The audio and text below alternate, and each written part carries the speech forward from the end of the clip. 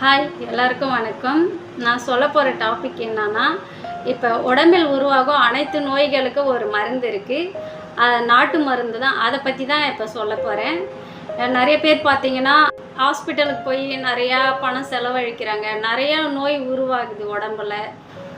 இது இந்த மருந்து என்னென்னா பெனிஃபிட் இந்த மருந்தால் உடம்புக்குன்னு அதை பற்றி தான் சொல்ல போகிறேன்.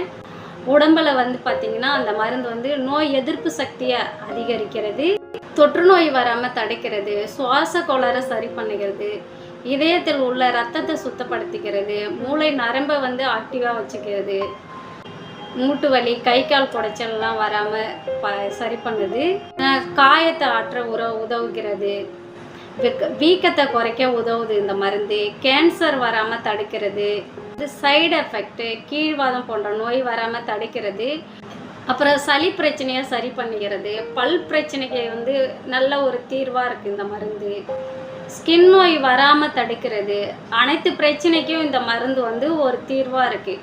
அது எதுவுமே இல்லைங்க, நம்ம டெய்லி யூஸ் பண்ணுற சமையலுக்கு யூஸ் பண்ணுற அந்த மஞ்சள் தான்.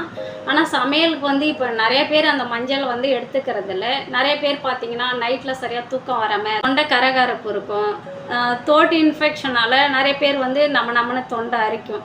அதுக்கு என்ன பண்ணால் நார்மலாக ஒரு கிளாஸ் வாட்டர் ஹீட் பண்ணி அதில் மஞ்சள் பொடி போட்டு வெதுப்பாக வாய் கொப்பளிச்சுட்டு டெய்லி நைட்டில் தூங்கினாவே வாய் துர்நாற்றம் வராது.